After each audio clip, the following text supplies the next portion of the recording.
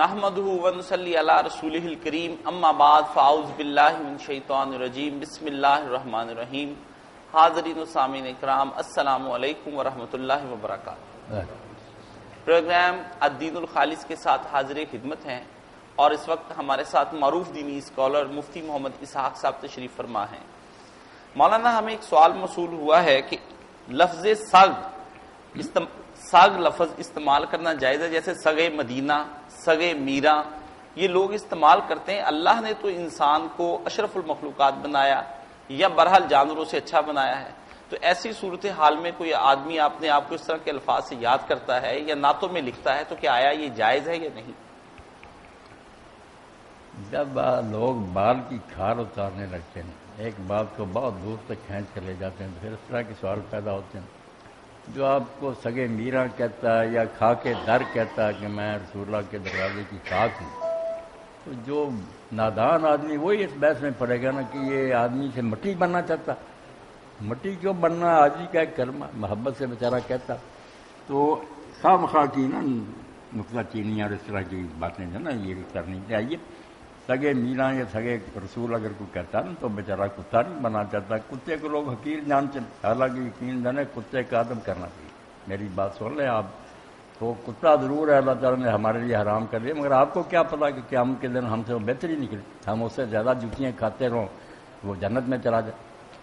ایک بات جو اللہ کے نیک بندے کی نا اس کو پلے باندھے. آپ لوگ سارے بے لحاظ سے بالکل گمراہ ہیں کہ کتا خنزیر جو اس کو سمجھ لیجیے بہت حقیر چیزیں. نہیں، یہ سب اعلیٰ چیزیں ہیں، صرف ہمارے لیے حرام ہے، استعمال نہیں ہم کر سکتے. ورنہ کوئی عیب نہیں کہ اپنے مریدوں کے ساتھ، جیسے میں آپ شاگردوں کے ساتھ جا رہا ہوں، حضرت ابوبکر صدیق بہت بڑے جا رہے تھے، کتا جا رہا تھا، تو حضرت شبلی جو تھے نا وہ کتا جب آیا تو ہاتھ باندھ کر کھڑے ہوئے، جب تک وہ گزر نہیں گیا کھڑے رہے. تو بچوں نے پوچھا کہ آپ نے کتے کا اتنا ادب کیا؟ تو آپ نے فرمایا وہ بولتا نہیں تھا، ہماری طرح بول نہیں سکتا، زبان حال سے یہ بات سمجھا تھا. یعنی اس کو دیکھ کر یہ پتا چلتا تھا کہ ماؤ تو از یک گلستان ہے ازما رحمتہ، ہم ایک ہی باغ کے دو پودے ہیں، ایک ہی باغبان نے لگائے ہیں، مجھ سے منہ نہ پھیر، گھر چلتا فطرہ گل کر دو مارا خار تھا. یہ مالک کی مرضی ہے، تجھے پھول بنا دیا، مجھے کانٹا بنا دیا. اس لیے نادان لوگ سمجھتے ہیں کہ یہ حقیر ہے، اللہ کی مخلوق ہے. میرے سامنے کہ بہت بڑے ہمارے بزرگ عالم سے مولانا غلام رسول قلعہ میاں سنگھ گزرا ہوا نے، ایک مولانا غلام رسول حدیث پڑھی یہاں سے اہل حدیث، ان کی اولاد بھی بڑی عالم ہے. تو کتا دیکھا انہوں نے جس کو کیڑے پڑ گئے تھے، بیچارہ ٹھہر نہیں سکتا تھا، وہ کیڑے تنگ کرتے دوڑا پھرتا تھا. مولانا نے بھاگ کرنا بڑی محنت سے اس کو روک کر پکڑا، اپنے حجرے میں لے آیا، جیسے میرا حجرہ باندھ لیا. اس کے زخم خود دھوتے تھے، دوائی لگاتے. تو کئی لوگوں نے کہا آپ نے کتے کو رکھ چھوڑا. فرمایا شرم کرو، اللہ کا ایک جانور تنگ تھا، میں اگر اس کی خدمت کر رہا ہوں اللہ مجھے اس کا اجر دے گا. اس لیے یہ بیہودہ باتیں نہیں کرنی چاہیے، دوسرے کا مقصد سمجھنا چاہیے. اگر وہ سگے رسول کہتا میں حضور کے دروازے کتا ہوں، آج ہی کر رہا کہ حضور کا ادنا خادم، سچ مجھ تم نے بنا لیا کہ یہ کتا بننا چاہتا ہے. یہ تمہاری اپنی عقل کا قصور، تم خود گمراہ ہو گیا. خاکے تیرے رسول اگر میں کہتا ہوں کہ حضور کے دروازے کی مٹی، تو ایسے کلمے جو آدمی سے کوئی کہتا ہے نا محبت سے، ان کو برا نہ منایا کرو، کچھ ادب سے بھی آشنائی ہونے. لٹریچر پڑھا کرو، پتہ چلے کہ لٹریچر کی زبان اور ہوتی ہے، ڈکشنریاں اور ہوتی ہیں. وسیم صاحب پوچھتے ہیں، ایک بات کتے کی اور یاد آئی کہ بعض بسامی جو ہے نا ان کو لکھتے ہیں شیخ فرید الدین عطار کہ بعض درمیان ماں ہم تو جبریل در ملا کر، جو فرشتوں میں درجہ ہے نا جبریل علیہ السلام کا، امت کے ولیوں میں وہ درجہ باجید کا بہت بڑے. تو تالاب تھا، اس میں چھوٹی سی پگڈنڈی تھی بنی ہوئی، ادھر بھی گندا پانی نیچے سے. تو یہ بھی جا رہے تھے، آگے سے کتا آ گیا، یہ پانی میں اتر گیا. کتے کو موقع دیا کہ وہ اوپر سے چلا گیا. تو شاگردوں نے کہا کہ حضرت کتے نے کون سی نماز پڑھنی، وہ پلید بھی تھا پہلے ہی، تو پھر کیا ہو جاتا پانی میں اتر جاتا. آپ نے فرمایا بیوقوفو، جو یہ ہے نا پلیدی لگ گئی کپڑوں کو، یہ جسم کو، یہ پانی سے دھل جائے گی، مگر جو غرور پیدا ہونا تھا نا کہ میں کتے سے بہتر، اس کو کوئی نہیں دھو سکتا. اس لیے تم کیوں سمجھتے کتے کو کی وجہ سے میں اتر گیا. غرور سب سے بڑی بات. آدمی اللہ کے سامنے جھکا رہا ہے کہ مجھے اگر اس نے انسان بنا دیا، میں کوئی میرا میرٹ تھا تو سرخاب کے پر سے مرضی اس کی. بات کی تہ تک پہنچا کر فضول باتیں نہ ان میں نہ پھنسا کر. وسیم صاحب پوچھتے ہیں کہ میں نے نقش بندیہ ویسی سلسلے کو پڑھا ہے اور اس میں لکھا ہے کہ اللہ نے آدم کو اپنی صورت پہ بنایا، اور اس کا حوالہ مشکات شریف کی حدیث ہے، اور تشریح میں بھی لکھا ہے کہ یہ کشف سے پرکھ لیا گیا کہ معاملہ ایسے ہی ہے.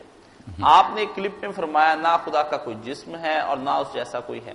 برائے کرم الجھن دور کر کے شکریہ کا موقع دیں، جزا فی الدارین کی دعائیں لیں. یہ سوال آپ نے کیا بالکل ٹھیک ہے. میں نے جو بات کہی نا اس میں تو امت میں سے کسی کا اختلاف ہی نہیں کہ اللہ کا نہ کوئی جسم ہے نہ اس کی کوئی صورت ہے، کوئی رنگ نہیں. اگر یہ چیزیں ہوں تو پھر تو ہماری طرح کا ہی ہونا تھا، چمکتا ہوگا زیادہ، مثل تو ہو گیا پھر ہماری طرح. اللہ نے جب کیا دیا لے سکتے مثلی سے. دو چیزیں تم نے دیکھی سنی پڑھی، ان میں سے کوئی ہے اس کی طرح کی. اس لیے اللہ کے بارے میں تو بالکل دروازہ سیل ہے، کچھ نہیں سوچ سکتے کہ وہ کیا ہے. جو سوچیں گے کفر ہی ہو. ہماری حدیث اندر آ کے وہ پڑھے. اب جو حدیث پاک میں آیا کہ اللہ نے آدم کو اعلیٰ صورت ہے، اب اس کے دو ترجمے کہ اللہ نے آدم کو اپنی صورت پر پیدا کیا یا آدم کو اس آدمی کی صورت پر پیدا کیا. پہلے فکرہ کہ کسی کے منہ پر تھپڑ نہ مارو. بات یہاں سے شروع ہوتی ہے کہ کسی پر ناراضگی ہوگا اور حصہ جسم کو مار لو، چہرے پر نہ مارو، کیونکہ اللہ نے آدم کو وہ اس کی صورت پر لایا. یہ تمہارے باپ کی صورت ہے، چہرے پر کیوں تھپڑ مار رہے ہیں؟ ایک ترجمہ تو یہ ہے. یہ اس پہلے فکرے سے بالکل مناسب ہے. اس کے منہ پر تھپڑ نہ مارو. منہ جو ہے نا آدم کی شراکت ہے، باقی جانوروں کی طرح نہیں. تمہارے باپ آدم کو اس کی صورت پر جس کو تم مار رہے ہیں نا پیدا کیا. یہ ترجمہ بہت اصلی اور کھرا. دوسرا کہ اللہ نے آدم کو اپنی صورت پر پیدا کیا. وہاں سب مانتے ہیں کہ صورت اگر ناک نقشے کو کہا نا جسم کافر، صورت سے مراد پھر صفت جو اللہ تعالیٰ کی 7 صفتیں ہیں. یہ باریک بات ہے کہ اللہ تعالیٰ کی بہت شانیں ہیں، مگر جو 7 صفتیں ہیں نا حیات، سمع، بصر، ادراک، علم وغیرہ کئی مرتبہ بیان کرتے ہیں. یہ دہرا دیں نہیں کسی وقت تاکہ پتہ لگے کہ 7 چکر طواف کے کیوں ہیں، 7 صفا مروہ کے پھیرے کیوں ہیں، 7 کنکریاں کیوں ہیں. 7 صفات ہیں اللہ کی جن پر اس کی خدائی کیا ہے. باقی سب شاخیں ہیں. وہ 7 صفات جو ہے نا وہ امہات ماں ہیں سب صفتوں کی. تو آدم میں اللہ نے ان سب کا نمونہ پیدا کیا. وہ بھی حی ہے، ہمیں بھی حیات تھوڑی بہت دی ہے. وہ سمیع ہے، سنتا ہے، ہمیں بھی سننے والا. بصیر ہے، دیکھتا ہے. علم ہے، قدرت ہے، ارادہ ہے. یہ 7 صفات جو اللہ تعالیٰ کی ہے نا اس کا تھوڑا تھوڑا نمونہ بہت محدود پیمانے پر اس نے انسان میں بھی رکھا. اس کو کہہ دیتے ہیں کہ اللہ نے آدمی کو اپنی صورت پر یعنی اپنی صفت پر جو صفات ہیں نا. یہ دونوں باتیں ٹھیک. یا کہ جس کو مار رہے اس کے منہ پر نہ مارو کیونکہ منہ تمہارے باپ آدم کو اللہ نے امتیازی شان دی، شکل تمہارے باپ کی تھی. یا یہ ہے کہ اللہ نے آدم کو اپنی صورت پر یعنی اپنی صفات کا نمونہ اس نے پیدا کیا. بہت لمیٹڈ اور محدود، تھوڑا سا نہ ہونے کے برابر. کیا ہے ہماری زندگی کہ جب چاہے جی جب چاہے چھین، اور زندگی میں جیسا رکھنا چاہا تندرست رکھے یا لولا لنگڑا رکھے. اللہ کی حیات ایسی ہے کہ ازلی ابدی ہے، نہ اس کا کوئی شروع نہ آخر. کئی لوگ سوال کرتے ہیں اللہ تعالیٰ کب سے؟ یہی ایک دہریے نے امام جعفر صادق سے پوچھا. انہوں نے کہا بیوقوف یہ سوال ہی غلط ہے. تو وہ بتا زمانہ جب اللہ نہیں تھا تب میں بتاؤں کہ فلاں وقت. جو پہلے نہیں تھا کسی وقت سے شروع اللہ ہے، وہ تو مخلوق ہے. اللہ وہ ہے جس کا نہ کوئی آغاز ہے نہ. اب یہ بات انسانی عقل کی گرفت سے باہر. آپ 1000 عقل اڑائے سرا چاہتے ہیں کہ کوئی سرا تو آ جائے اربوں کروڑوں بارے بار نہیں. ادھر نہ لکیر ختم ہوتی ہے نہ ادھر ہوتی، نہ شروع آتا نہ خیر. اس لیے اللہ کے بارے میں اس کی حیات ہی جو نا ازلیت تبدیل ہے. اس کو ہی سمجھنے سے انسانی عقل کا اثر کس طرح پتا چلے نہ کوئی شروع آتا نہ خیر آتا. ماشاءاللہ. تو 7 صفات ہیں یہ اللہ تعالیٰ کی جو اس کا نمونہ نا انسان میں رکھا گیا. اور جب آدمی طواف کرے صفا مروہ پر کھڑا ہو اور ہاتھ میں کنکریاں مارے، ایک ایک صفت ذہن میں لائے. جیسے آپ پہلا چکر لگائے نا، میں ایک نمونہ دیتا اس حیات کو یاد کرے کہ اللہ تعالیٰ زندہ ہے، ایسا زندہ نہ اس کا شروع ہے نہ اخیر نہ اس کو موت ہے. آدمی اس سے حیات طیبہ مانگے، نحیینہ حیات طیبہ، کہ ہم انسان کو بھی پاکیزہ زندگی، اس کا نمونہ مانگے کہ مجھ کو بھی زندگی دے تو پاکیزہ زندگی دے. بس علم آگ کی بات آئے تو علم میں نافع مانگے کہ اللہ تعالیٰ تو علیم ہے، مجھے بھی اس علم میں سے ایسا علم دے جو نفع. ہر چکر میں ایک ہی صفت کو یاد کرے، اس چکر میں اسی کے مطابق ہی دعائیں کرے. سمجھ آیا سننا کہ اللہ ہر شے کو سن رہا ہے، پہلی بھی آنے والی سب اس کے سامنے. اس وقت اللہ سے مانگے کہ اللہ پاک بنتا ہے وہ لوگ بات سنتے ہیں اور اچھی بات کی پیروی کریں. یہی مانگے پھر یستمعون القول فیتبعون احسنہ۔ اللہ مجھے بھی ایسے کان دے جو حق کو سنے اور پھر اس کے مطابق یہ ایک نمونے کی بات جی تو پھر پتہ چلے گا یہ طواف کے ہمارے سوام رہو، ورنہ رسمی۔ تو دو معنی میں نے بیان کر دی کہ یا تو آدم کو اس بندے کی صورت پر پیدا کیا جس کو تم تھپڑ مار رہے ہو، اس کے کم از کم چہرے کا تو لحاظ کرو، یا دوسرا کہ آدم کو اللہ تعالیٰ نے اپنے نمونے پر پیدا کیا، تھوڑی تھوڑی صفات اس نے دی۔ ایک دوست پوچھتے ہیں مولانا صاحب دین کا مطالعہ شروع کیا ہے، اب تھوڑی سی رہنمائی درکار یہ ہے کہ کچھ لوگ کہتے ہیں کہ ابن تیمیہ اور ابن قیم کو صوفیزم کی کوئی خبر نہ تھی، وہ خواہ عمر بھر صوفیہ کو بدنام کرتے رہے ہیں۔ صوفیہ بھی یہ کہتے ہیں کہ ہم نے بھی مراقبہ کر کے دیکھا ہے وہ دونوں صوفی نہیں تھے، صرف عالم تھے۔ آپ فرمائیں کہ ان کی رائے کہاں اور کس حد تک درست ہے؟ صوفی حضرات جو ہے نا اللہ تعالیٰ ان پر رحم کرے، چلو لفظ پر ہم نہیں کوشش کرتے، مگر آج تک یہ بتا ہی نہیں سکے کہ یہ صوفی لفظ نکلا کہاں سے، کیا معنی صوفی کا۔ کچھ کہتے ہیں یہ صوف سے نکلا کہ اون پہنتے تھے پہلے درویش، اس لیے صوفی کہلاتے ہیں۔ کچھ کہتے ہیں نہیں یہ اصحاب صفا کی طرف منسوب ہے کہ اصحاب صفا جیسے درویش تھے یہ بھی ان کے راستے پر چلتے ہیں۔ وہ گرامر والوں نے کہا یار صفا سے صفی بنتا ہے، واؤ نہیں آتی نہ شادہ، یہ شاد کہاں گی، صفیون، یہ صوفی کیا پھر ہار جاتے ہیں۔ آخر میں انہوں نے یہ پناہ لی کہ یہ صوفی جو ہے نا فلاسفی، وہ یونانی لفظ جو حکمت و علم اس سے نکلا۔ اس طرح طرح طرح کی باتیں کرتے خود ہی نہیں پتا اپنے شجرہ نسب کا، نہ یہ قرآن میں آیا نہ حدیث میں آیا، وہاں مومن متقی اور لفظ صوفی کوئی نہیں آیا۔ تو ابن تیمیہ اور ابن قیم اگر کہنا ان معنوں میں صوفی تھے کہ چلے کاٹتے تھے اور اس طرح کی غیر شرعی نہیں، تو ان چیزوں کو ختم کرنے والے تھے، انہوں نے دین کو زندہ کیا۔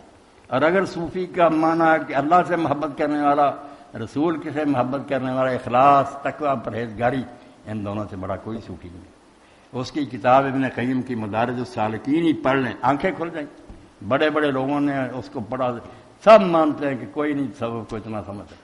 ہاں مناظر السائرین تھی جو شیخ الاسلام حروی نے لکھی تھی تصوف پر، اتنی گہری کتاب کہ ہم اس کو سمجھتے ہیں محمد ابن قیم نے حل کیا۔ مدارج السالکین بین ایاک نعبد و ایاک نستعین، کہ ایاک نعبد سے لے کر ایاک نستعین تک کتنے اسٹیشن آتے ہیں، یہ بات میری آپ کی سمجھ میں آتی ہے کہ یہاں سے چلتے ہیں راستے میں کتنی منزلیں، صبر، شکر، رضا وغیرہ، ان کو پھر دین سے بیان کیا، ان کے حوالے دیے، وہ کس طرح پیدا ہوتی ہیں۔ مدارج السالکین یہ سید سلیمان نذیر رحمۃ اللہ علیہ جو الرد علی المنطقیین ہے نا ابن تیمیہ کی، وہ چھپائی اس کی حاشیہ میں لکھتے ہیں کوئی ماں کا لال ایسی کتاب لکھ سکتا؟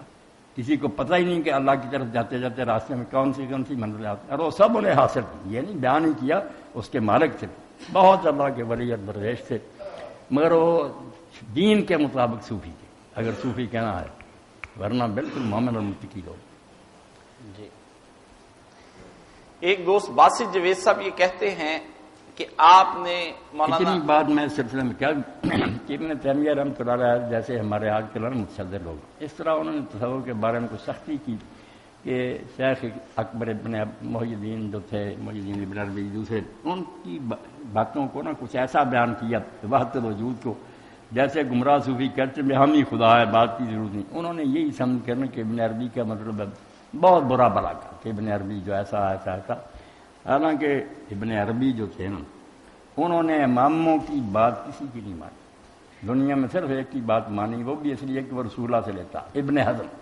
انہوں نے جو پوری کتاب فتوحات مکیہ لکھی نا لکھتے ہیں وضو نماز سے لے کر کہ فلاں امام یہ کہتا، فلاں یہ کہتا، جو ابن حزم نے کہا نا ظاہری کہ رسول اللہ یہ کہہ گئے ہم نے امام کی سنیں، اس کو لے کر پھر انہوں نے دین کی حکمتیں بیان کی، الفتوحات المکیہ، کہ مکے میں جو ان کے سینے میں رب نے ڈالا کہ تم وضو کرتے ہو منہ کیوں دھوتے ہو، کیوں کا جواب ہر ایک کر دیا، پاؤں کیوں دھوتے ہو، سر کا، پچھلے جمعہ میں تھوڑا سا بیان یہ انہوں نے فقہ ظاہری کہ کٹڑ قرآن سنت پر رہنا اور اس کی شرح بیان کی۔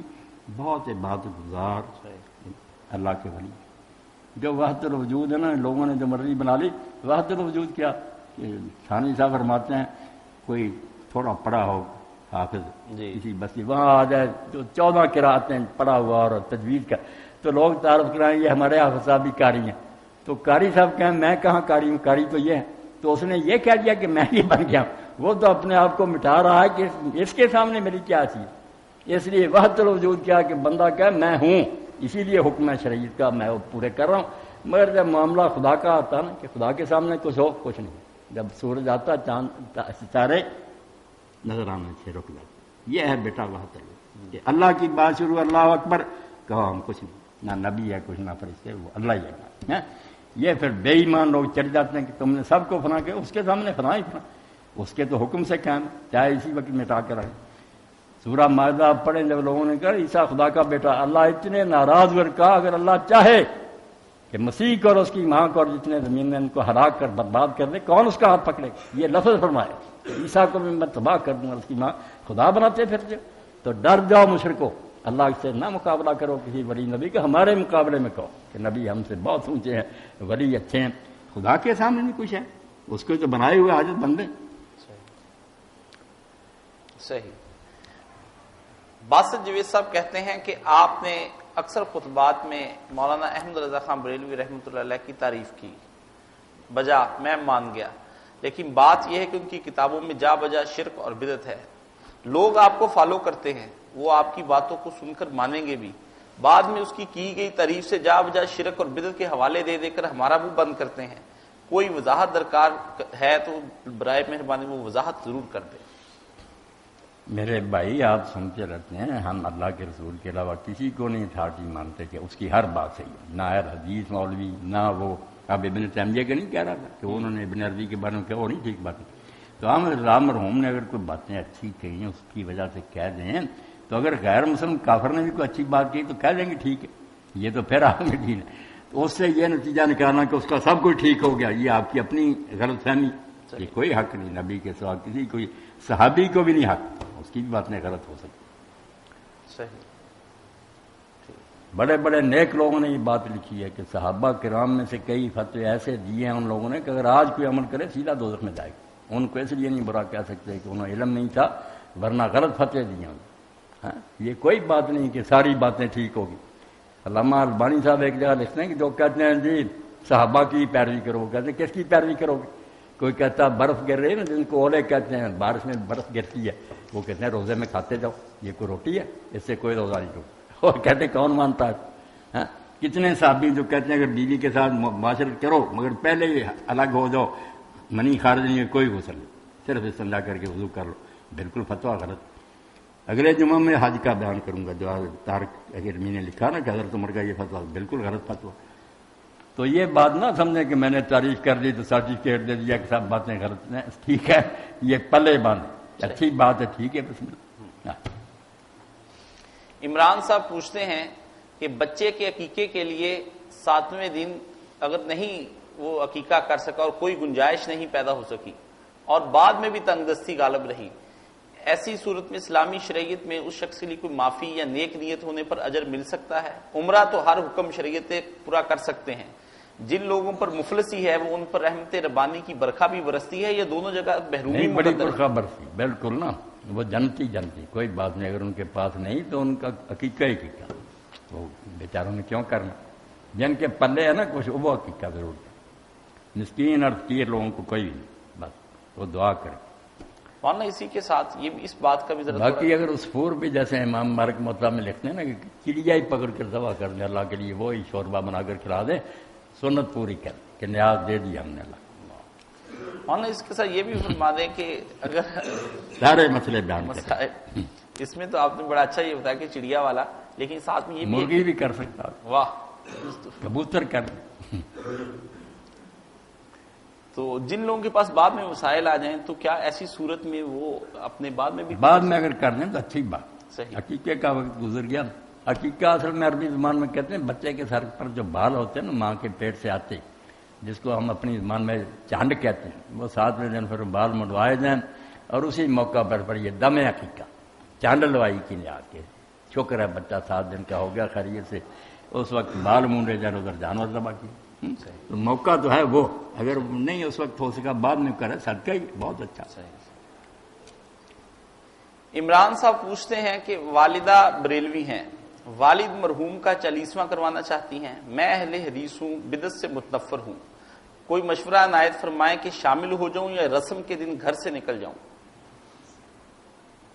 بس اس کے لیے بچہ آپ ہی کوئی مناسب ترکیب سوچیں نا کہ ماں بھی ناراض نہ ہو، ماں کو بھی بوڑھی کو کیوں ناراض کرنا. اس عمر میں بیچاری ایڈی اتنی پڑھی لکھی نہیں، دکھ ہوگا اس کو کہ ابا کا دینا ہے یہ بچہ چلا گیا، اس بیچاری کو یہ گہرے مسئلے جو ہے نا کہ یہ بگڑ رہا ہے، یہ کیا معلوم، اس لیے اگر آپ دعا میں شریک ہو جائیں، زیادہ فضول باتوں میں نہ حصہ دیں تو کوئی بات نہیں۔ صحیح۔ ایک صاحب پوچھتے ہیں کہ کیا شوہر مردہ بیوی کو غسل دے سکتا ہے، اسے قبر میں اتار سکتا ہے، کاندھا دے سکتا ہے یا نہیں؟ مردہ بیوی کو، میت ایک شوہر اپنی مردہ جو بیوی دے سکتا، بالکل بیوی کو دے سکتا۔ یہ جو کہتے ہیں نا ختم ہو گیا نکاح اس لیے نہیں دے سکتا، یہ بھی بات ہے ان کی غلط۔ صحیح۔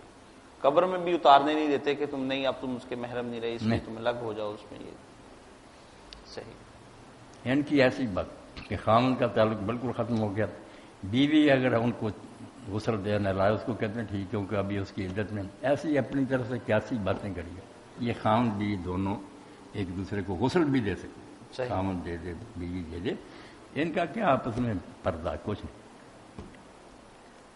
کیا سب نبیوں کو مہر نبوت عطا ہوئی؟ ڈاکٹر عابد یوکے سے یہ بات پوچھتے ہیں۔ ڈاکٹر صاحب مہر نبوت جو ہے نا، رسول اللہ کے کندھوں کے درمیان گوشت تھا، ابھرا ہوا اتنا اونچا تھا، اور گرد اس طرح گول دائرہ تھا، سیاہ تین جیسے، یہ میرے اس طرح ہلکا تھا، یہ سارے گول دائرے میں بنے ہوئے تھے، ان پر چھوٹے چھوٹے بار تھے، درمیان میں انڈے کی طرح نا گوشت بھرا ہوا تھا۔ حضور کا یہ نشان پچھلی کتابوں میں بیان ہوا تھا کہ اس کے دونوں کندھوں کے درمیان یہاں گوشت بھرا ہوا ہوگا، ہلکے کے درمیان گول تینوں کا ہلکا ہوگا، خالد کے الگ، اور ان میں وہ ہوگا، یہ باقی نبیوں کا نہیں، حضور کی خاص بات بیان ہوئی صلی اللہ علیہ وسلم۔ ایک صاحب پوچھتے ہیں کہ مولانا امام محراب سے تھوڑا سا باہر کیوں کھڑا ہوتا ہے؟ محراب کی حیثیت شریعت میں کیا ہے؟ اس کا کہنا کہ حضور علیہ الصلوۃ والسلام کے دور میں ایسی محرابیں نہ تھی، سجدہ تو محراب کے اندر کرتے ہیں، پاؤں باہر، تو جب سجدہ ہو جاتا ہے تو اندر کیوں نہیں کھڑے ہوتے؟ اب اس بارے میں دو باتیں، کچھ تو کہتے ہیں کہ ہر مسجد جو ہے نا اس کے محراب سے امام کو باہر کھڑا ہونا چاہیے، اس کی وجہ وہ یہ بیان کرتے ہیں کہ محراب مسلمانوں کی مسجدوں میں نہیں ہوتا تھا، جیسے قرآن میں آتا کہ زکریا علیہ السلام محراب میں کھڑے تھے، تو یہ گرجے جو ہے نا ان میں ہوتا تھا کہ آگے ایک جگہ ہوتی جس میں بشپ یا پادری جو نا کھڑا ہو کر ان کو پریئر کراتا تھا، اس لیے اس میں جو ہے نا پورا ہی گھس جائے تو پھر وہ اہل کتاب کا آدمی یہود نصارہ والا ہی کام کرتا۔ اگر بعد میں یہ بن بھی گئے ہیں تو مسجد میں پیچھے کھڑا ہو، ذرا سجدے کی کوئی بات نہیں، پاؤں اس کے باہر ہونا چاہیے۔ کچھ یہ کہتے ہیں کہ امام ابو حنیفہ رحمۃ اللہ نے یہ صرف کوفہ کی مسجد کے بارے میں کہا تھا، لوگوں نے اس کو عام ہی کہہ دیا، وہ یہ ابو الکلام وغیرہ بیان کرتے ہیں کہ کوفہ کی مسجد جو تھی نا وہ ظالم حاکموں نے لوگوں کی زمینیں چھین کر نا زبردستی، مکان کے مالک دیتے نہیں تھے، انہوں نے زبردستی چھین لی، تو مغصوبہ تھی، غصب کی ہوئی تھی، اب ان میں نماز نہیں ہوتی، بالکل ناجائز اس جگہ تھی، اس لیے کہتے تھے کہ تم باہر کھڑا تو ہو جائے۔ یہ دو توجیہ ہیں۔ تو ایسی صورت میں کیا کرنا چاہیے آج، جبکہ ایسی صورت کوئی نظر نہیں آتی؟ نہیں کوئی بات نہیں، محراب میں کھڑا، محراب میں کھڑا، صحیح۔ طاہا صاحب پوچھتے ہیں کہ مولانا صاحب ایک روایت مصنف امام ابن ابی شیبہ میں ہے کہ حضرت عمر کا روضہ رسول صلی اللہ علیہ وسلم پر حاضر ہونا دور قحط میں اور سیرابی کی درخواست کی انہوں نے، نبی علیہ الصلوۃ والسلام کسی کی خواب میں آئے اور کہا ضرور سیراب کیا جائے گا۔ دوست کہتا ہے یہ روایت صحیح ہے، اور آج امت روضہ انور پر جا کر اگر ایسی ہی استدعائیں پیش کرے تو جو لوگ روضہ انور پر درخواست سے کرتے ہیں وہ صحیح ہے یا نہیں؟ یہ جو ہے نا مصنف ابن ابی شیبہ کی روایت، یہ حضرت عمر گئی ہے اور انہوں نے پھر نا کہتے ہیں کہ آدمی نے خواب میں دیکھا کہ حضور نے کہا عمر سے کہو کہ وہ بارش انہیں ملے گی جی، تو پھر انہوں نے بارش کی دعا کی تو اللہ تعالیٰ نے دے دی۔ یہ جو کہتے ہیں نا روایت صحیح روایت نہیں صحیح، یہ فتح الباری کے اشمیہ امام ابن باز نے نا ساری وضاحت کی ہے، راوی نہیں اس کے ٹھیک ہے، علامہ البانی صاحب نے اس پر بحث کی ہے۔ وفات کے بعد کسی نے حضور سے جا کر نہیں کہا کہ یہ کریں ہمارے لیے، زندگی میں دعائیں کراتے، اب بھی یہی طریقہ۔ آپ نے دیکھا نا کہ صحیح جو روایت ہے کہ حضرت عباس کو لے گئے رسول اللہ کے چچا کو اور کہا اللہ کے رسول جب تھے ہم سے دعا کراتے تھے، اب انہیں یہ چچا ہے، تو انہوں نے پھر دعا کی تو اللہ تعالیٰ نے بارش دی۔ نبی علیہ السلام کو نہیں کہا، چچا کو حوالہ تو دیا کہ یہ رسول اللہ کے چچا ہے، بڑی بات ہے۔ مولانا اسی صورت میں آج کل ایک کتاب مطالعے سے گزری ہے دربار نبوت میں حاضری، مولانا مناظر احسن گیلانی صاحب کی، انہوں نے نبی کریم صلی اللہ علیہ وسلم کو پکار کے ان کے روضہ پر امت کی جو حالت ہے وہ سنائی ہے، اور اس کے بارے میں وہاں پہ یہ بھی کہا ہے کہ امت کی بگڑی بنانے کے لیے کچھ کیجئے، اللہ سے دعا کیجئے، یہ ایسی چیزیں جو ہمارے بڑے بڑے علماء لکھ دیتے ہیں جن کے عقائد بھی صحیح ہیں.